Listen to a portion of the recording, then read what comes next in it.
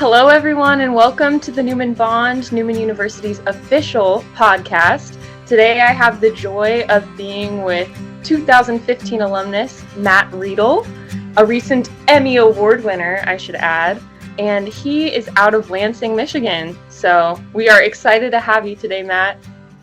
Of course. Thank you, Amy, for inviting me. It's always great to catch up with my alma mater. Absolutely. Well, first off, before we really dive into the art of storytelling and your experiences throughout your time at Newman and post-graduation, all the way up to your Emmy Award, I'd love to hear a little bit more about you. Tell me where you're from, what have your interests been kind of growing up, any hobbies you like to indulge in. Sure, yeah. And I should have mentioned in my intro that I am actually wearing today my Newman tennis jacket. It's one of the sole pieces of Newman attire that I still have to this day. So I'm like, I had to wear it for this interview. That's right. Go Jets. So yeah, to answer your question, so I'm a Wichita native. Went to Cape and Mount Carmel High School. I think same as yourself, right? And so I went there and graduated class of 2011. And was looking around at a college, trying to figure out what was right. You know, I applied to several. And in the course of, doing all these applications, Newman just sort of consistently stuck out to me as being an option that was close to home, but affordable. The tuition, the financial aid that was offered was a big difference maker for me. I was able to attend Newman basically and walk out with no student debt, which was quite the feat. And so it was great. I graduated class of 2015 from Newman and had a lot of fun there. Met some great lifelong friends, many of whom I'm still in touch with today. And developed a lot of hobbies and interests while there at the college.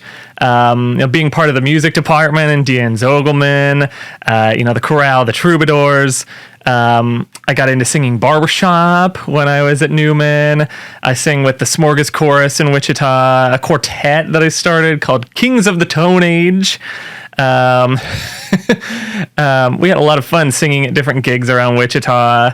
And then obviously my main field of study at Newman was in communication and with journalism as a minor. Got involved very early with The Vantage. Great paper. Denise Neal is a fantastic advisor and became really a lifelong mentor for me. I still talk to her frequently for different things. I ask her for advice, and we keep in touch frequently. And so it was thanks to working at The Vantage that I first got on at the Eagle as a intern over the winter. And it was sort of this situation where I was just an intern that never left. I kept coming back over the breaks, and it culminated in my senior year at Newman. I was working a part-time job at Botanica. I was doing event setup and all that. I got a call one night. I was cleaning up after Illuminations every year, sweeping the floors and all that. And I get a call from the editor of the Eagle, and she just says, "Matt, how would you like to come work for us full time?" and this was, I hadn't even graduated from Newman yet, so and she was cognizant of that, and she said, we need a night shift breaking news and crime reporter. And I thought, well, this is a perfect opportunity to sort of, start working, get my foot in the door. So I started working my last semester at Newman for the Eagle. Like I was going to class from 8 to 2, and then at work from 3 to 11. So Gosh, busy schedule. Busy, yeah, but it was great because it got me in the newsroom, and that was such a great career. I loved working there. That's amazing, and I love that you said that you were the intern that never really left, and that was kind of your launch pad that gave you some really amazing experiences, and Denise is incredible, a wonderful asset for Newman University. So shout out to her for all she does. Shout out to Denise. Yes. Absolutely. So for you, when did your interest in storytelling emerge? Is there kind of a core memory you have from your time as a child, or was it a gradual interest that just grew over time? Sure. And yeah, I was thinking about this the other day, because it's hard for me to sort of pinpoint one specific memory where it was all of a sudden I became deeply interested in the art of storytelling. But I think it was a gradual unfolding of the interest. Growing up, I always would hear stories from my dad about his days in the army, and he would tell me about he would blow things up, and my mom never liked him to tell these stories because she's like, don't give him any ideas. But just hearing stories over the years, and in high school, I started to develop an interest in journalism and working for our magazine at the high school. And it just sort of, I think what draws me to storytelling and what motivates my interest is that storytelling is just the underpinning of everything in our society. We are a story-based world. We communicate information based on personal relation.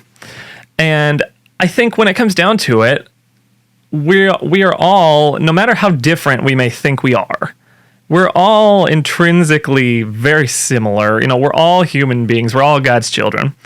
And we all have different perspectives and different viewpoints on the world. And storytelling helps us to break down those walls and realize that, hey, you're not so different than I, and you have valuable insights, and it helps sort of connect people. And so once you start doing that, it's like this dopamine high, it's like you never want to stop because it feels so good telling stories and helping people see the humanity in each other. I love the way that you phrased that.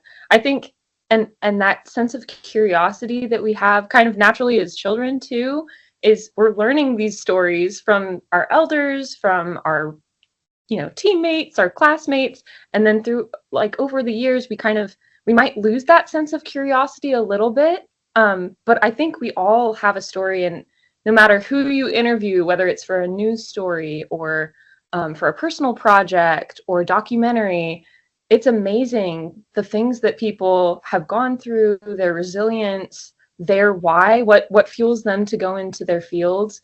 Working for Newman today here at University Relations, I get that honor of sitting down with students and hearing their stories and how they're forging an educational path that's going to, help their families, help them with their careers, and hearing their why and their own story is so valuable. And yeah, I love storytelling. I think it's just amazing to peel back those layers and kind of unfold the connecting factors for us all. It's just beautiful.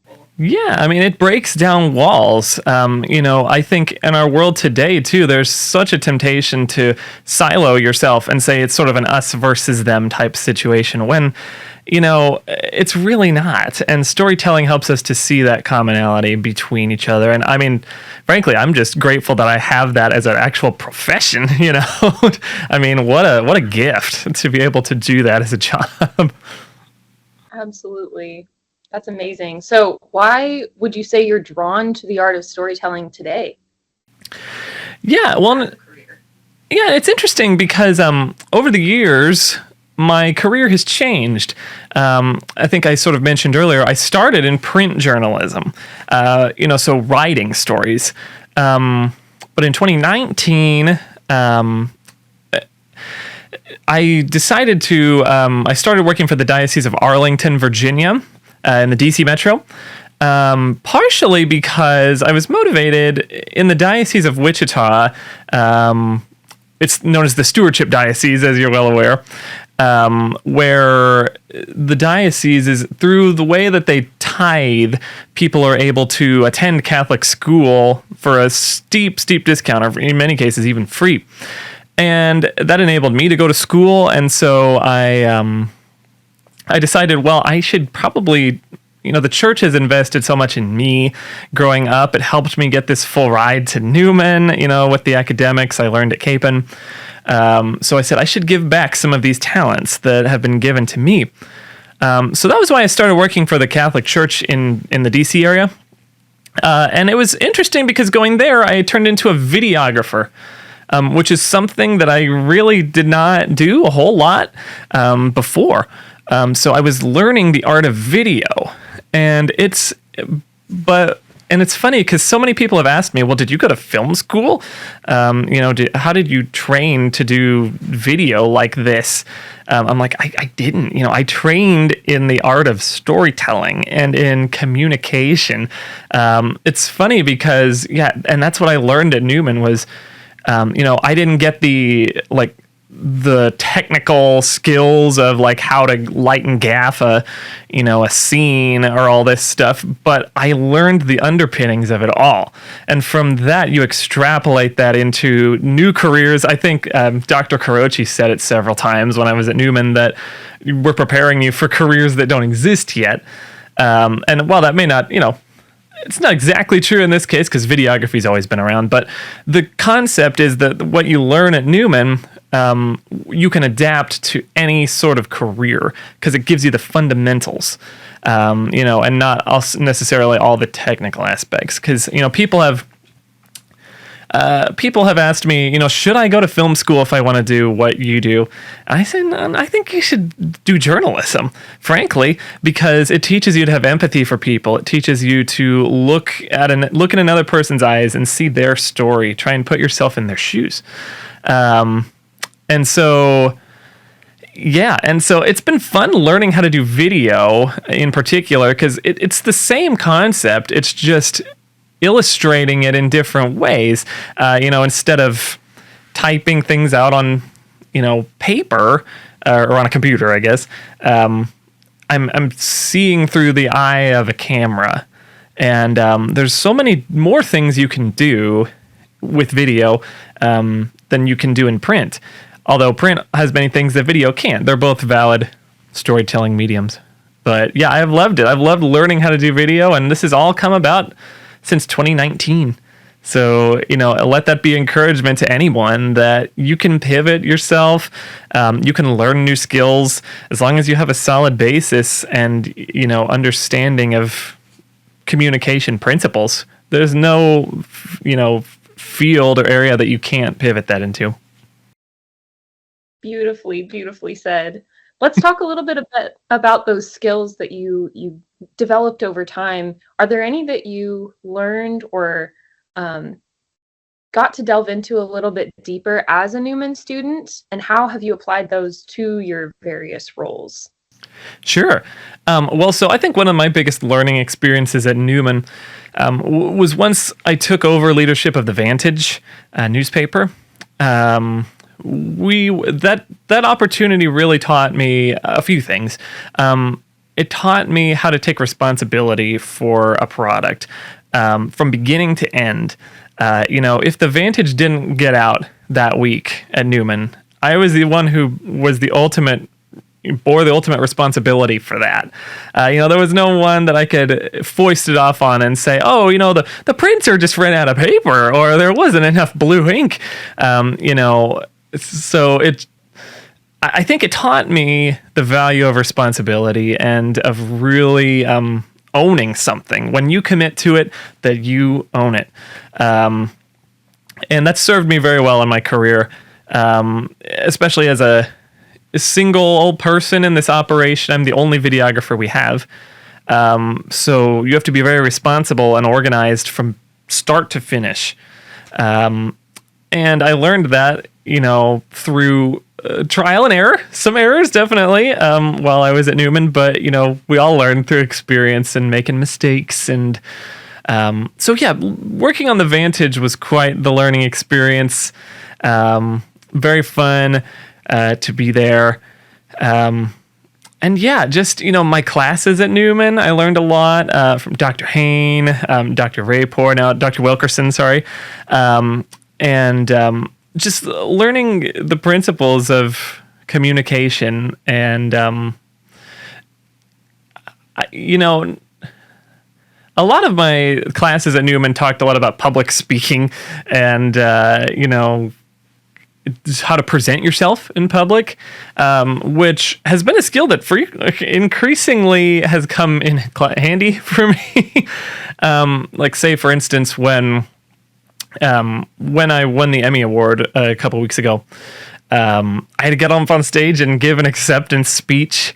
Same thing at the Catholic Media Conference with the Cardinal Foley Award. I had to give a speech, and these were things that I had not planned in advance, because none of us really expect to win awards. So I was up there and remembering all the little tips and tricks that I had learned at Newman, how to hold the podium, like center yourself, take breaths, and just draw on your experience. So, even the public speaking for me has come in handy recently. Having to do doing speaking in certain events. I've presented at conferences for fellow Catholic communicators. All these skills were really learned and developed at Newman. That's amazing. I'm sure with all the different people and all different backgrounds of life that you interact with too, it probably gives you that sense of confidence to approach a stranger who might have a vulnerable story and be able to tell it in an eloquent and respectful, reverent way, which is a lost art sometimes. You need those soft skills to really bring into your career and bring those stories to life in the way that they deserve. So I'm so glad that experience. That was definitely mine as well. Yeah, listening is so much more important than speaking, like most times. Usually when I do an interview, just like you were doing here, like I ask the question and I just kind of let them go, because the story will unfold itself just by, you listening to what they're emphasizing and what they're not saying. And, there's all kinds of things that go into it. And asking those right questions, kind of letting that curiosity lead the way is really what brings about the best stories, I think. So, amen. Completely. Yes. So you mentioned the Emmy Award, but before we get into that, in 2021, this is after your career pivot, you were named a second place finisher for the Cardinal John P. Foley Award with the Catholic Media Association. And you won the Producer of the Year, Video Producer of the Year award, which was huge. So what did being a finalist for the Cardinal John P. Foley Award and being named Video Producer of the Year, what kind of impact did that have on your career outlook moving forward? It's like we never go into this field to win awards. Because if we did, it would be very depressing because you enter so many more than you ever actually win.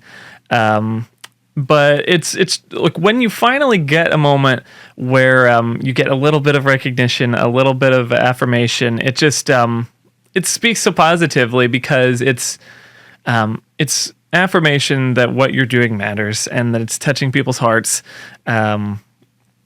And, I took solace in the fact that on that year when I was the runner-up for the Foley Award, the first place winner was Father Mike Schmitz for his Bible in a Year podcast. So it was pretty steep competition that year. Yeah, that definitely puts it into perspective, too. Yeah, tough to compete with Father Mike. He's pretty good. That's true. But then again, so are you. You've created a lot of amazing works, and obviously, Emmy Award is a huge deal. You also won 3 Telly Awards for Portraits of the Call, which was the project that you worked on. I would love to hear a little bit more about that. Did you ever expect you'd win an Emmy? No, I can confidently say that I never expected that I would be holding an Emmy statuette, walking across the stage in a suit, speaking to all these TV anchors about what it means to me to win this award. The idea for Portraits of the Call came about. The Diocese of Lansing had actually done a video also called Portraits of the Call, maybe like 13 years ago or so. And it was short, and it was intended as a vocational educational piece. It highlighted the different calls that we have in Catholic life, to the priesthood, to consecrated religious life, to married life, importantly, and then other forms of consecrated life. And so we had this, and our vocations team had approached me shortly after I came to Lansing, and they said that they wanted to refresh it a little bit because it was getting a little stale. It was 13 years ago. It didn't look very nice. It wasn't up to today's standards as far as video goes. And they were tired of showing, not knocking it, but the Fishers of Men, it's a classic with the car crash scene and all. But they wanted an updated version. And the premise was essentially the same, where there were portraits, like short vignettes of different people living out their vocation in Catholic life and talking about how that has changed their life and what their advice would be to people who are discerning. And so we tried to focus mostly on people who are within our diocese because the initial scope for this was just local, just our middle schoolers and high schoolers primarily. But as we started working on it, I got to travel to New York City with the Sisters of Life for it. Got to visit their convent in Hell's Kitchen, St. Patrick's Cathedral, all this stuff, which, funny story about that, St. Patrick's typically does not allow videography in there. And so I was walking in with the sisters, and the security guard comes up and he's like, "Oh, I don't know video." But then the sisters are like, "He's with us." And they're like, "Oh, okay." The Sisters of Life, they're my in to St. Patrick's.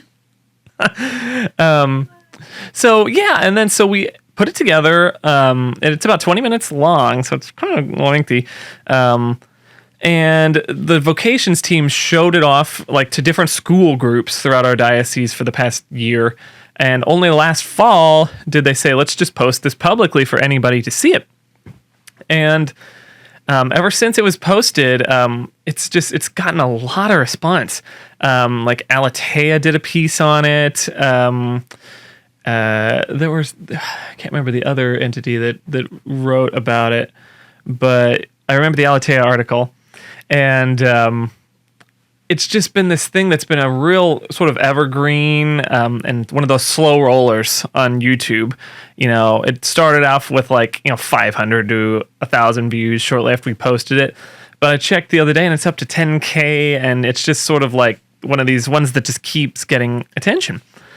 And we're sort of talking to the USCCB and other Catholic entities about taking this and then repurposing it for their dioceses, stripping out the Diocese of Lansing stuff. And because it's pretty universal, it's not just tied to our diocese. But if we take out some of those local references, it might play more in more places. So, and I think what was really special about the Emmy win was that is a totally secular ceremony. It's not the Catholic Media Association or anything like that. There might have been, I'm sure there were many Christians in the room, but that message, and because when it was announced that I had won, part of it was playing on the Jumbotron there at Little Caesars Arena. And so everyone got to see a little snippet of that message. And it was so cool to be able to speak to that and to, in my speech, thank God for giving me these gifts that I can then turn around and use to help glorify the kingdom. So it was just cool to be able to have that in a totally secular environment. And, ever since then, Portraits of the Call has been just this unexpected blessing that's gone far and wide. I think one of the best things about it, and this is the last thing I'll say because I feel like I'm rambling. So I manage our diocesan Instagram, and as part of that, I chop parts of it up into reels. And I chopped one section of Portrait of the Call up into a reel, a priest talking about how celebrating Mass is the most powerful and yet mysterious thing about the priesthood. And he talks about about transubstantiation. That I pronounced that horribly wrong. And that video has, that reel has something like 200K plays on Instagram, but better than the number. A guy came into our vocations office and said that he had been discerning entering the seminary for quite a while, but he just wasn't quite sure until he saw this reel on Instagram, and he's like, okay, I think that's the sign that God was sending me, that I should at least try this and discern. So that was really impactful to me, that something that you've done, like your video work, could help someone have the courage to take that next step. Wow. And that gave me goosebumps as you were describing the story. That's incredible. But to know that, yeah, you were the vessel for God's message to land in front of this young man who was discerning seminary. That's so powerful. Yeah, and you said it so well there. We are just empty vessels. We're broken and flawed vessels, but we can, if we open ourselves and allow ourselves to be used by the Lord for the work that He wants to do, there's so many things that we can achieve, here, if we just are open to what He wants in our lives. And that's not, and I've not always thought that way, it's taken a while for me to get to this place of spiritual growth. But it's been really a blessing to, once you start thinking in that way, that everything you do is, you're a conduit through which God can, He can grant you the grace that you need to do it. It just makes you have so much peace about everything. Yeah. That reminds me of the instruments of peace. Lord, make me an instrument of your peace. Classic. That's yes. amazing. Well, congratulations once again. That's incredible. And what were your and your family's reactions when you were you sitting there with your family knowing you were going to get the Emmy, or was that a complete surprise? It was a complete surprise. It was just me there, unfortunately. Sydney, my wife, was going to be there, but we have a 18-month-old, and the awards were in Detroit, and we live in Lansing right now, which is about an hour and a half away. And we had a babysitter lined up so that Sydney could come with me to the Emmys, but she started to feel just not anxious, but she didn't want to leave Marin alone for that long, because it was going to be 3 p.m. to after midnight when we'd come back. But of course I texted her the minute that it happened. I had no idea that it was going to happen. Maybe this is presumptuous of me, but when they were announcing it, I set my phone on the table and clicked record, because I was I want to, just in case, not knowing that I'm this is probably not going to happen, but just in case, since exactly. And so, yeah, it was a surprise. All of these awards I've won lately have been surprises. They tell you that you're nominated. And so I came because I was well, maybe we've got a shot at winning. Who knows? But yeah, so I was fully prepared to walk away from the Emmys with just a nice meal and a good time out. But yeah, it was such a blessing to win it. And the cool thing about the Emmys is I didn't know this, but the award that they hand you on stage is actually just a prop. That's not your actual Emmy. It's hollowed out. And so after you win, they take you around to the back and you hand it back. And then there's a little table where there are actual boxes with your name on it. And you have to sign this paper that, I am who I say I am. And then they hand you your actual engraved trophy. And it's hefty. It's got some weight to it. Wow. That's amazing. I would have never known that it was just a prop until. But it's just a prop. Isn't that crazy? Security purposes, they want to make sure that it's in the right hands. That's right. And there's the thing I think is most funny is on the bottom of the Emmy, it says in fine print basically that you must not ever sell this on eBay or Marketplace or anywhere like that. And if you ever want to get rid of your Emmy for whatever reason, you gotta send it back to the Academy. That's hilarious. That shows you that somebody out there has probably tried to Somebody's done it. It's for melt value, I guess. That's hilarious. Well, what would you say was the most rewarding aspect of working on Portraits of the Call? I know you mentioned the aftermath of seeing it kind of grow. Was there anything else that you didn't mention that you think viewers or listeners would like to hear about?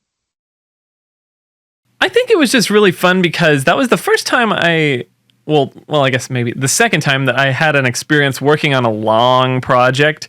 And it was a project that I had a few months to put together. Don't normally get those kind of deadlines in journalism world. Happened over the summer because my boss, he's here in Lansing. He's from Scotland, and he goes to Scotland every year for about a month or so on vacation. It's where he is right now, actually. And so there was this time where I was like, oh, I've got some free time. The boss isn't around. And so it was nice to just have that time to really hone in and get some work done on that project. And it was cool. And it kind of intrigued it sparked an intrigue in me to look at doing more documentary type work in the future because I'd never done that before. And yeah, it was fun. I loved being able to go to New York for it. That was probably my favorite part. Was getting to capture the sisters like as they're walking through Times Square, and that classic shot with, Radio City in the background. So yeah, it was cool to be there and to capture that. Definitely a memory that I'll remember. Oh, absolutely. And beautifully done video, by the way, for our listeners or video watchers. Definitely recommend taking the time to look up Portraits of the Call on YouTube. It's just growing, and it is a beautiful cinematography, beautiful storytelling for each of the vignettes. And I love what you did at the very end of the video with, I can't remember the song that played off the top of my head, but how you cut from one scene to each beat. It's just, chef's kiss, just videographer extraordinaire. I loved it. That was, it's called Wherever You Lead by Bethel Music. And I love the idea of the ending kind of like as this sort of old slide reel, different people in different vocations. And I also had to get in there religious brothers because we don't have any of them in our diocese, but I wanted to get them in there. So the ending was a good time to do that. And I guess one more thing I'll say about Portraits of the Call and just my work in general that I find really unique and cool, and this is something that I helped learn at Newman too, is I think the value of scoring is so underrated in videography, cinematography. Like I agonize over the score for these videos. I don't just pick a random music clip from bensound.com or, any kind of royalty-free music and slap it on there. It takes me a long time to figure out what is the music that sets the tone for that scene, that properly has the ebbs and the flows to really complement the story. I learned the value of music from Deanne Zokelman back in Newman, so shout out to Deanne. Those Newman skills. And one thing, I didn't think about this earlier, but it was when you were talking that I realized, with the written word, that's one form of storytelling. And when you bring a video into play, you're also being accessible to people who might not otherwise get to engage with that story. So visually impaired can listen to those voices that are telling their own story, their own perspective. And then that song, that's a beautiful way. And then those with audio impairments too can watch visually and feel the story in that way, or see the written word in the form of captions. So it really is just a almost universal, I would say, form of sharing these words and these perspectives that are so important and holy. So, Agreed, for sure. well, let's leave our viewers with a couple little tidbits from you, an expert in the field of storytelling, I would say. What would you say are a couple key elements when it comes to crafting a powerful story? So I was thinking about this, and something that I've been ruminating on a lot lately is the fact that beauty is everywhere around us. And because people have asked me, how do you produce this kind of work that you have? I mean, they haven't like necessarily said this word for word, but how do you produce this in an environment where, our churches are not the most stunning things in the world? We're not Pittsburgh, where every church is like this beautiful place. Basically, the heart of the question was, how do we create when beauty is not readily apparent to us? And my response to that is that it's in the eye. I mean, this sounds very trite, but it's in the eye of the beholder. And as a storyteller, it's your job and your responsibility, your privilege, to find the good, the true, and the beautiful in every situation. And, even in our cathedral in Lansing, it's decidedly not extremely beautiful. It's very 60s, kind of beige. But it's all about, and this is about storytelling in general, is that the story may not always be readily obvious. It takes a lot of sitting with something and, discovering what is the story, and it may not be what you think it is originally. There have been many times where I've gone into an interview and think I'm going to talk about one thing, and we end up talking about something else. Now, it makes it difficult as a storyteller because I'm like, well, then how do I pivot my story? But, it's all around. And then, the other question that dovetails into that is where do I even start? I don't have the gear. I don't have the equipment. How do I start telling stories in this way? And my advice is just to, whatever gear you have, just start creating, and the more you do it, the more you will learn about yourself, the more you'll learn about your craft. And eventually, these pieces will be added. I'm not the most technically proficient videographer out there. I don't shoot on Arri Cinema cameras, or I don't have a red or, massive sky panels lighting every scene. I have, typically 2 cameras, and that's, it's more so about the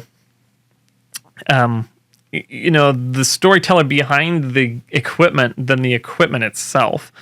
And, I used to think that the camera made the photographer or the videographer, but it's, the more that I've been in this field, the more that I've learned that it's who's behind that's really important. So if you've got any hesitation or fear about starting this, or, say, for instance, if there are any photographers who still work on the Vantage, which I wish I had done more of. I was primarily a writer.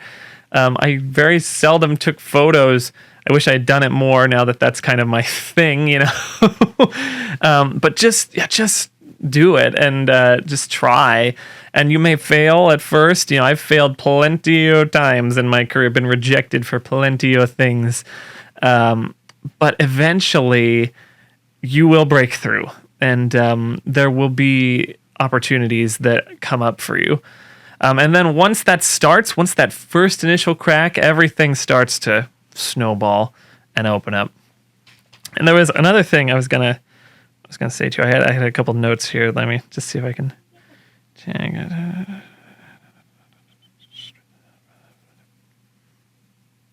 Yeah, I guess, and then kind of the final thing that I would say too is just, kind of like I said earlier, I think the most important skill and sort of the basis of this whole interview is just what interests you, what compels you, what makes it an interesting story. Because then once you find that out, you can adapt to any medium.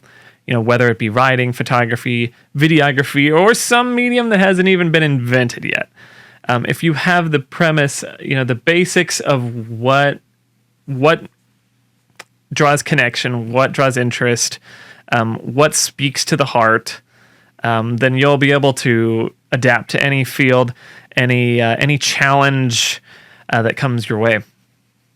So I hope that's a good To end on. I have loved chatting with you, Matt. Thank you so much for sharing your experiences and for kind of giving back to the Newman community in this way too, with all that you've gotten to be a part of and learned. So thank you for taking the time to be with us today and talking about the art of storytelling, one of my favorites. From one jet to another, we're so proud of you, all you've accomplished. Can't wait to see where you head next. So we'll be staying in touch. But for our listeners and viewers, you've been listening and watching to the Newman Bond, the official podcast of Newman University. We release new episodes every first and third Tuesday of the month during the school year. And we thank you for joining us. We will see you next time. Thank you, Amy. Thank you. I was like, what? I have no idea. I get a lot more blessings out of that. Really fun experience. Really the Newman experience.